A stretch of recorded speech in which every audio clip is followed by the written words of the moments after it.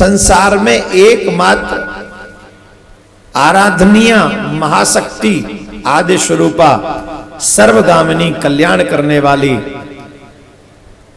ब्रह्म आदि श्रेष्ठ देवताओं की भी जननी भगवती हैं।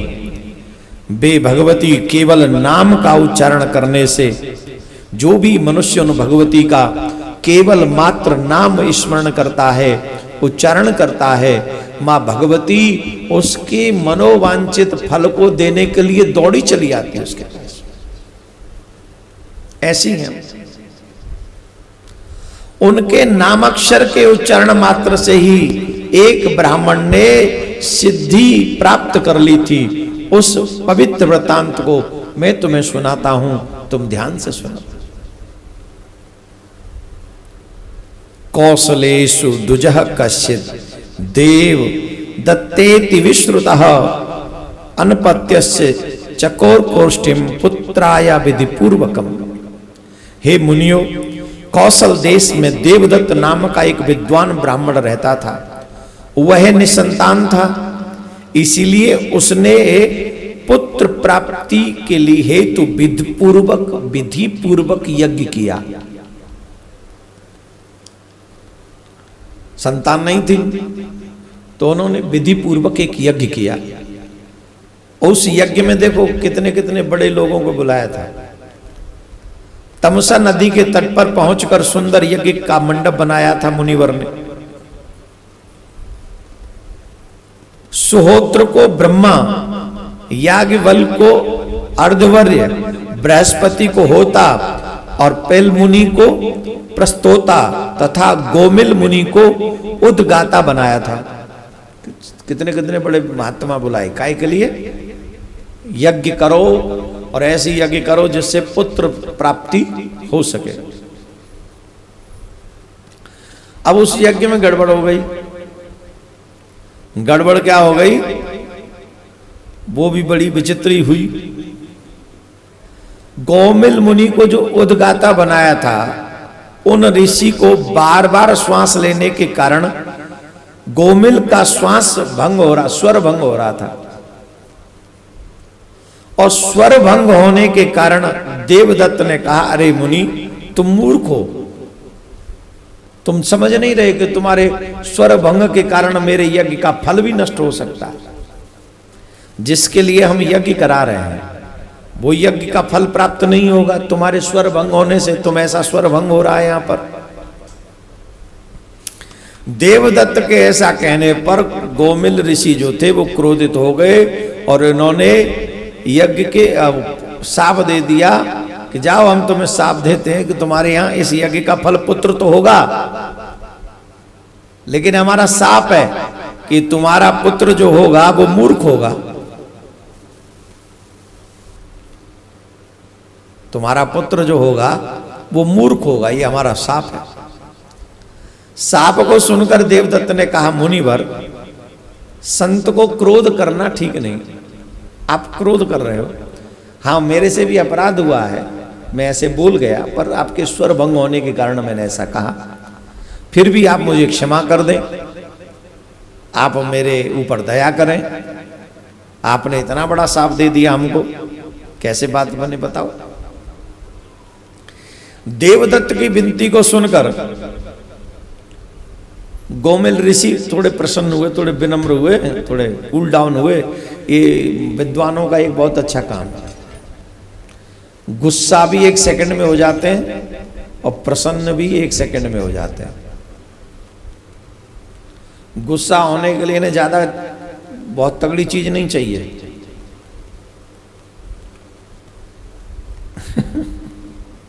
क्या तो मंच पे बैठे बैठे हो जाए गुस्सा? मंच पे बैठे बैठे गुस्सा हो जाए और बैठे बैठे माइक छोड़ा के कुछ भी प्रवचन दे दें, तुम्हारा तो भला करे। और प्रसन्न हो जाए तो एक सेकंड में प्रसन्न हो जाते। चाय लेके चले जाओ, रसगुल्ला लेके चले जाओ और हाथ जोड़ दो, चरणों में प्रणाम कर दो, इतने में प्रसन्न हो जाते हैं। इसका मतलब यह है कि मन में कोई छल नहीं होता। जिनके मन में छल होता है वो जल्दी से प्रसन्न नहीं होते। वो डटे रहते तेरी तो वही देखी है। लेकिन जिनके मन में छल नहीं होता वो सहज प्रसन्न हो जाते हैं, उनका स्वभाव ही ऐसा है, प्रसन्न हो जाते एक क्षण में। तो गोमिल ऋषि प्रसन्न हो गए, बोले देखो तुमने ऐसा कहा तो हमको क्रोध आ गया, हमने ऐसे कह दिया, अब देखो हमारे वचन तो झूठे जाएंगे नहीं, तुम्हारा बेटा होगा तो मूर्ख ही, परंतु बाद में वो बुद्धिमान हो जाएगा देवी कृपा से, बाद में वो बुद्धिमान हो जाएगा, ऐसा तुमको समझना चाहिए। अब देव योग तो देव योग है, लीला हुई महाराज। उस समय बीतने पर देवदत्त ने अपने पतिव्रता रोहिणी स्त्री जो थी, उनकी पत्नी का नाम था रोहिणी, तो समय जब उत्तम आया, देखो हमारे सनातन धर्म की क्या प्रशंसा हम करें,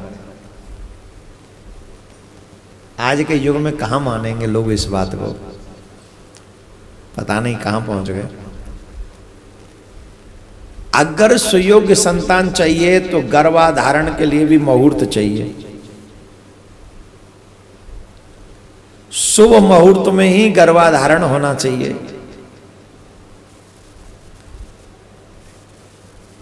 अब आप फसल को, गर्मी की फसल को सर्दी में बोओगे तो बात बनेगी, बोलो। सर्दी की फसल सर्दी में बोई जाएगी, गर्मी की फसल गर्मी में बोई जाएगी। इसीलिए शुक्ल पक्ष और कृष्ण पक्ष दो पक्ष होते हैं। हम अगर शुभ मुहूर्त में गर्भधारण करेंगे या गर्भधारण होगा तो संतान के सुयोग्य बनने के 99% चांस होते हैं। अब इसमें यह भी कहा गया कि भाई दिन में न हो ऐसी व्यवस्था, संध्याकालीन समय जब सूर्य अस्त हो रहा हो तब नहीं होनी चाहिए व्यवस्था, पर ये कलयुग के लोग ऐसा मानते नहीं है, इन पे तो जो मन आवे सो करवा लो, कितना भी समझा लो। एक चीज बोले हम, लक्ष्मी चाहिए का, कुछ और चाहिए नहीं चाहिए पर लक्ष्मी चाहिए। चलो अभी आपको एक उपाय बता देते हैं। उपाय क्या बताए? ये काम सावधानी पूर्वक, कुछ चीजें हम बता रहे हैं आपको, इतने काम आज ही करना बंद कर दो। अगर लक्ष्मी को अहरनिश अपने घर में वास चाहते हो तो कौन से काम? गंदे और फटे हुए कपड़े कभी मत पहनो, खुद भी सीख लो और अपने बच्चों को सिखाओ। 2 जोड़ी कपड़े हैं तो उन्हें एक जोड़ी को धो, फिर दूसरे दिन वो धुली हुई पहनो। आज के पहने हुए कल मत पहनो, सावधानी रखो इसके। गंदे कपड़े और फटे हुए कपड़े कभी मत पहनो। टूटे फूटे बर्तनों में कभी मत खाओ। टूटे हुए बर्तनों में खाओगे तो लक्ष्मी जी नाराज हो जाएंगी। दांतों पे तुम्हारे कभी मैल नहीं जमा होना चाहिए। काफी लोगों को आप देखते हैं उनके दांत इतने गंदे होते हैं, सफाई करते नहीं। जिनके दांतों पे मैल होगा जमा, लक्ष्मी वहां टिकेगी ही नहीं। और कई लोगों के तो दांतों में मैल जमा होता ही है, ब्रुश ब्रुश नहीं करते, और कई लोग जमा कर लेते हैं। जमा कैसे? पान खाने से जमा होता है, लाल लाल हो जाते हैं। सिक्का बीड़ी भी पीते हैं, जिन क्या क्या खाते हैं, नीले पूरे मसूड़े पड़ जाते हैं, सब काले पीले हो जाते हैं।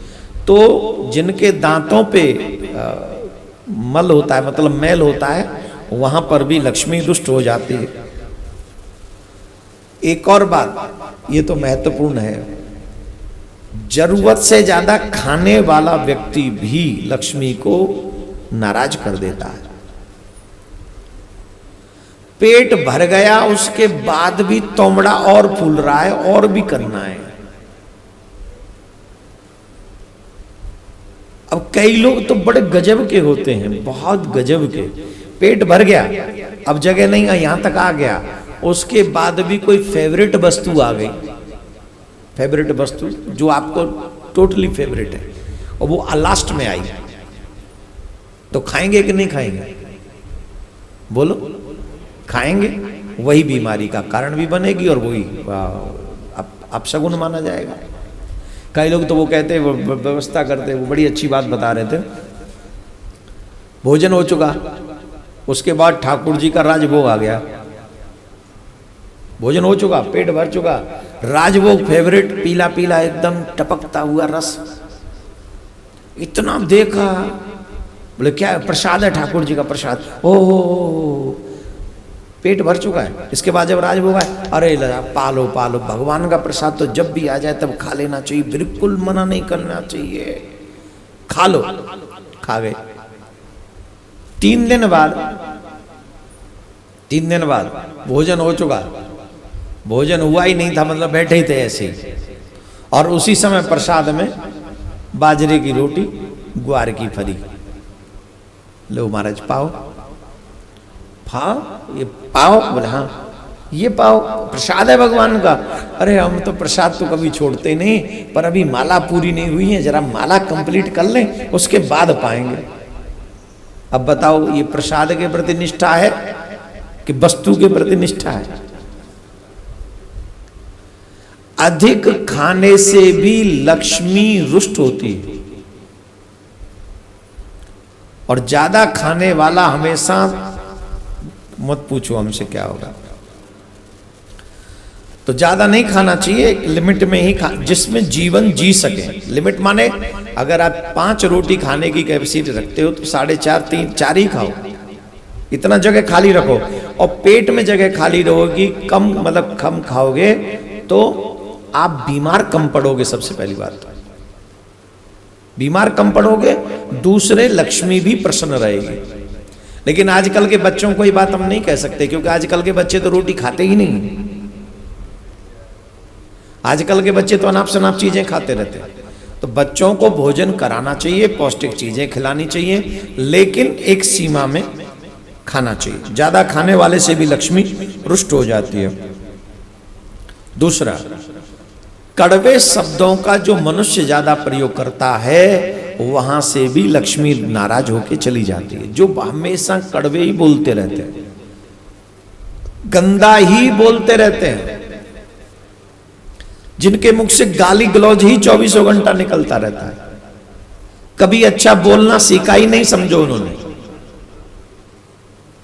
जितना मीठा बोलोगे, जितना सरल रहोगे, जितने अच्छे अच्छे शब्दों का प्रयोग करोगे, जितना प्यार भरी बातें भगवान से समाज से करोगे, लक्ष्मी माँ उतनी ही प्रसन्न होगी। और कड़वे शब्द, कठोर शब्द, गंदे शब्द, इनका प्रयोग करोगे, लक्ष्मी माँ आपसे रूठ कर चली जाएगी। कड़वा बोलना भी बंद कर देना चाहिए, मधुर बोलना चाहिए। सूर्य उदय हो रहा हो तब और सूर्य अस्त हो रहा हो तब जो मनुष्य सोता है उस समय तो लक्ष्मी जी रुष्ट होती है। सूर्य उदय के समय भी सोना नहीं चाहिए और सूर्य अस्त होने के समय भी सोना नहीं चाहिए। इसकी कथा तो देवी भागवत में आती है, मैंने कल प्रसंग के हिसाब से कहा भी नहीं। एक पत्नी के आगे ऋषि ने एक शर्त रख दी थी देवी भागवत में कि मैं इससे तभी शादी करूंगा जब ये मेरे अनुकूल आचरण करेगी। जिस दिन मेरे प्रतिकूल आचरण करेगी मैं छोड़ के चला जाऊंगा। जगतकारु ऋषि की बात है, और उनकी पत्नी का भी नाम जगतकारु था। तो एक बार वो पति कहीं से थके हुए आए और वो सो गए तो सूर्यास्त का समय हो गया। उनकी पत्नी ने सोचा कि अगर मैं इनको नहीं जगाती हूं तो इनके धर्म का जो कर्म है, तप है, वो नष्ट हो जाएगा क्योंकि सूर्यास्त हो रहा है। और अगर मैं इनको जगा देती हूं तो ये मुझे छोड़ के चले जाएंगे। क्या करूं? अंत तो गत्वा पति का तप नष्ट ना हो इसलिए जगा दिया। अरे तूने मेरे अगेंस्ट काम किया, मैं सो रहा था, तूने जगा दिया। जगतकारु छोड़ के चले गए। कहने का अभिप्राय है इतना बड़ा कार्य जो पत्नी ने ये सोच लिया था कि चाहे मुझे छोड़ के चले जाएं, पर मेरे पति का तप नष्ट नहीं होना चाहिए। सूर्य अस्त हो रहा है, आज हर घर में बच्चे शाम को सोते हैं, मजाले उन्हें मम्मी पापा जगा दें, और सूर्य उदय तक तो सोते ही रहते हैं। फिर उनका एक तो पुण्य नहीं हो रहा है, एक तो इतना सत्कर्म नहीं हो रहा है, दूसरा सत्कर्म जो पूर्व काल में किया वो धीरे धीरे नष्ट हो रहा है। तो दो लॉस हो रहे हैं आपके बच्चों के, और तुम्हें जबरदस्ती लाड पड़ा है, सो जा मेरे लल्ला सो जा, काहे का लल्ला। सूर्य उदय के समय उनको उठा दो और सूर्यास्त के समय उन्हें सोने मत दो। ये कार्य अवश्य करना चाहिए, बिल्कुल नहीं सोना चाहिए। सूर्यास्त के समय भोजन भी नहीं करना चाहिए, सूर्यास्त के समय सोना नहीं चाहिए, सूर्यास्त के समय पढ़ना नहीं चाहिए, सूर्यास्त के समय स्त्री पुरुषों को अपना सांसारिक कार्य भी नहीं, सांसारिक कार्य मीन्स पति पत्नी को मिलना भी नहीं चाहिए। और जो सूर्यास्त के समय संध्या समय जब पति पत्नी मिलते हैं और गर्भ धारण करते हैं, निश्चित दुष्ट प्रवृत्ति का ही बच्चा पैदा होगा। प्रमाण चाहिए तो प्रमाण हम दे देते हैं, हिरणाक्ष और हिरण्यकश्यप उसके प्रत्यक्ष प्रमाण है। महाराज ने मना किया था, अरे तू काहे चक्कर में पड़ रही है, संध्या समय हो रहा, बोले कुछ नहीं, बोले कुछ नहीं तो ले। फिर वो हिरणाक्ष और हिरण्यकश्यप जैसे दुष्ट पैदा हुए। और आज प्रवृत्ति देख लीजिए, हमारे शादी करने के लिए घोड़ी पे तुरंत बैठ जाते हैं, पर पता ही नहीं विधान क्या है। और पहुंच गए विदेशों, घूम आए साहब, वहां से ले आए एक हिरण्यकश्यप का नाती। अब घर में कौन है, बोले हिरण्यकश्यप का नाती हो गया। क्यों? हमें पता ही नहीं है कि संतान उत्पत्ति का समय मुहूर्त क्या है। अब ये बात इतनी लंबी चौड़ी बात है, हमने कहां कह दी आपको। उद्देश्य क्या है हमारा? आपके घर में अच्छी संतान हो, ये उद्देश्य है हमारा। हमने किन शब्दों का प्रयोग किया उस पर मत जाना, हमारे उद्देश्य पे जाना। हमारा उद्देश्य यह है कि उपयुक्त मुहूर्त आने पर ही गर्भधारण कराना चाहिए, गर्भधारण करना चाहिए, जिससे उपयुक्त सुंदर श्रेष्ठ कर्म वाली संतान आपके घर में हो। और ये सनातनियों का ही सौभाग्य है ना, हर किसी के तो भाग्य में नहीं है। अब ये बात तुम्हें और कौन बताएगा हमारे सिवाय। अगर हमें भगवान ने भेजा है आप लोगों के सामने, अरे हम तो भैया भगवान ने बड़ी कृपा कर दी है, हम ऑलराउंडर हो गए। अब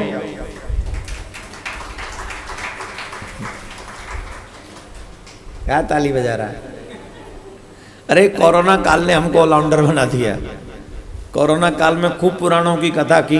अगर देवी के उपासक हो तो हमारी कथा सुनो, देवी भागवत चल रही है। शिव जी के उपासक हो तो हमारी कथा सुनो, शिव पुराण कथा कर लेते हैं। अगर तुम मृत्यु के उपासक हो तो गरुड़ पुराण हम ही करते हैं, हमसे सुनो। राम जी के उपासक हो तो राम जी की कथा हम करते हैं, और कन्हैया के उपासक हो तो चकाचक चल ही रहा है व्यवस्था। अब इतनी सारे तुम्हारे मुक्ति के कार्यों की चिंता करते हुए अगर हम इतना प्रयास कर रहे हैं, तो आप लोगों को भी प्रयास अपने कल्याण, अपने परिवार को बचाने के लिए छोटा मोटा प्रयास तो आपको करना चाहिए। मूर्ख बनकर जीवन जीने से कोई लाभ नहीं, समझदार बन के जीवन जियो, जिससे तुम्हारे और आने वाली पीढ़ी का सौभाग्य जागृत हो। बोलो राधे राधे। तो बात समझ में आ गई, हमने क्या समझाई? हाँ, वेरी गुड, बहुत समझदार हो तुम। वो तो तुम्हारी शकल से लगता है बहुत समझदार हो। तो ऋषि ने उपयुक्त समय देखकर अपनी पत्नी के साथ में शुभ मुहूर्त में गर्भधारण कराया, और उस समय एक सुंदर, देखिए, गर्भधारण कराया। उसके बाद फिर पुंसवन, फिर सीमांतो नयन आदि संस्कारों का विधिवत पालन कराया। वहीं कर दिया सब। गर्भ जन्म लेने से पहले इतने संस्कार हैं।